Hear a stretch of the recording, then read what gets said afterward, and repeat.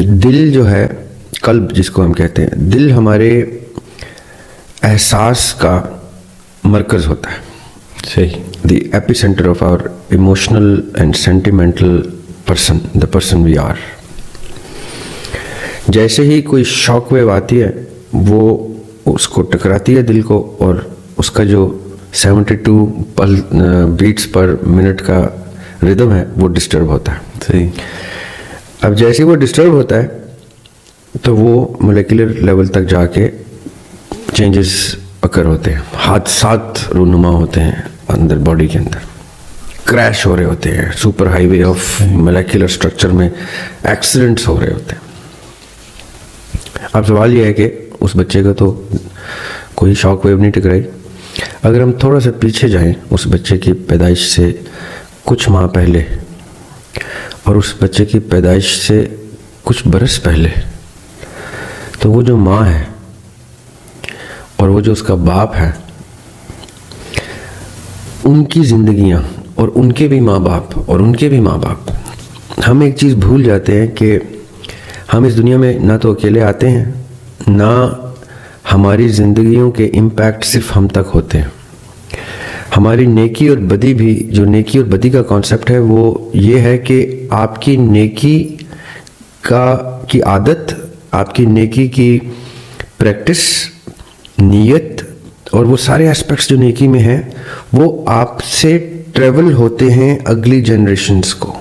इसलिए एक नेक नीयत और नेकोकार आदमी, नेक आदमी अपनी नेक सिफत ट्रांसफ़र करता है अपने बच्चों में, आगे जीन्स में ट्रैवल करती हैं उसकी ये सिफत। इसी तरह बदी की सिफत भी ट्रैवल करती है, इसलिए बदी को रोका जाता है ताकि ये कहीं आगे जनरेशन्स में ट्रैवल ना हो। अब आते हैं आपके सवाल पर। खुदा ना खास्ता मुझे कोई सदमा लाहक हो गया और वो शॉक वेव आ गई, तो मुझे तो नहीं मालूम कि मेरे जिस्म में किस लेवल पे उसने डैमेज किया है। ज़रूरी नहीं है कि मैं वो कैंसर अपनी ज़िंदगी में देखूं। सही। ये भी मुमकिन है कि वो कैंसर मेरे आने वाली जनरेशन का कोई बच्चा देखे। अब आपने बात समझनी है। जब माँ अभी चाइल्ड बर्थ के प्रोसेस से नहीं गुजरती और उस वक्त उसको कोई शॉक वेव टकरा गई है, यहाँ मैं एक बात और ऐड कर दूं। सही। जिस औरत ने एक माँ होने का एक्सपीरियंस, माँ बनने का एक्सपीरियंस देख लिया, वो ये नहीं जानती कि उसका बच्चा, अल्लाह उसको ज़िंदगी दे और वो पैदाइश के प्रोसेस को देख के बड़ा हो, या खुदा न खास्ता वो पैदाइश से पहले भी चल बसे, तो उसने जितनी देर वो मौजूद रहा है वो बच्चा या बच्ची, वो अपनी माँ को जुदा होने के बाद भी हील करता है। ये साइंस भी मानती है। क्या भला कि अगर खुदा न खास्ता किसी औरत के चाइल्ड बर्थ से पहले या चाइल्ड बर्थ के बाद दौरान वो बच्चा सरवाइव नहीं कर सका, और अगर कर भी गया, दोनों सूरतों में जैसे वो बच्चा माँ के बदन से जुदा हुआ, वो ऐसे हीलिंग प्रॉपर्टीज छोड़ जाता है माँ के बदन में जो उसके वीकेस्ट पोर्शंस को ट्रीट करना शुरू कर देती हैं। ये मैं आपको बड़ी साइंटिफिक बात कर रहा हूँ। ये साइंस के लोग इस चीज़ को समझते हैं, और जो नहीं समझते वो रिसर्च करके समझ जाएंगे कि ये नॉन साइंटिफिक बैकग्राउंड का दरियाब हाशमी, जिसने खाली मैट्रिक तक साइंस पढ़ी है, वो ये बात कर रहा है, इसलिए क्योंकि मेरा फील्ड ऑफ इंटरेस्ट है। सही।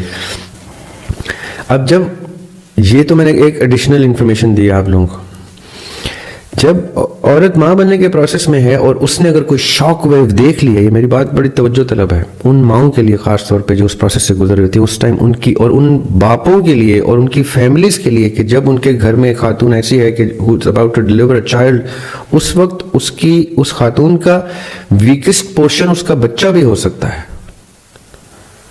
जब आपने बात समझनी है, अगर शॉक वेव आई है, सदमा आया है, जैसे मैंने पहली पॉडकास्ट में कहा था, और उसने वीकेस्ट पोर्शन को डैमेज किया है, तो यू नेवर नो कि वो वीकेस्ट पोर्शन उसका वो बच्चा है और उसके मोलेक्युलर लेवल या ब्लड के सेल्स में जाके उसने कोई कैंसर एस्टैब्लिश कर दिया है और किसी को भी नहीं पता इस चीज का। वो बच्चा नॉर्मल डिलीवरी से भी, बर्थ से भी गुजरा है और वो बच्चा बड़ा हुआ है और एक टाइम पे आके डॉक्टर्स ने कहा कि इसको तो ल्यूकेमिया है या इसको तो कोई ब्लड का इस लेवल का कोई कैंसर है या इसको किसी और चीज का कैंसर है। तो अब सवाल करने वाला पूछ रहे हैं, दरियाब हाशमी ने कहा कि शॉक वेव से होता है, तो बच्चे ने कौन सा शॉक देख लिया? वो बच्चे ने नहीं देखा शॉक, वो उसकी माँ ने देखा शॉक और उस शॉक की का डैमेज उसके बच्चे ने देख लिया। इसलिए एक्सटेंसिव इंटेंसिव केयर चाहिए होती है एक खातून को उस प्रोसेस के दौरान, जो हम निगलेक्ट करते हैं। छोटी छोटी बातें, घर में होने वाली छोटी छोटी मामूली सी चीजें भी कभी कभी इतना बड़ा सदमा दे सकती हैं कि उसका इम्पैक्ट उस बच्चे पे आएगा और वो किस जनरेशन में जाके वो नमूदार हुआ है इसका भी नहीं पता, किसी को कोई जज नहीं कर सकता। कि हो सकता है उस बच्चे में वो रिसेसिव ट्रेट्स आए हों कैंसर के और उसके बड़े होने के बाद उसने कहीं डिलीवर किया और वो डोमिनेंट हो गए और उसको कहीं जाके वो कैंसर नजर आया और लोगों ने कहा कि यार दरियाब हाशमी तो शॉक वेव की बात कर रहा था। बैक ट्रैक करेंगे तो आप शॉक वेव तक भी पहुंच जाएंगे और शॉक तक भी और सदमे तक भी जिसने शॉक जनरेट किया। तो मैं ये बात ऐसे ही नहीं कर रहा, ये बड़ी मैस लेवल बात है। जैसे नेकी और बदी का मैंने कहा, इसी तरह बीमारियां भी ट्रेवल होती हैं, साइंस भी मानती है बीमारियां ट्रेवल होती हैं। मुझे अपने वालिद साहब से हेडेक्स मिले, जो मेरे हेडेक्स की बीमारी है, जो वो मुझे मेरे वालिद साहब से मिली है। मेरी बेटी को जब हेडेक होता है तो मैं परेशान हो जाता हूँ कि कहीं मेरे से उसको वो हेडेक तो नहीं मिल गया।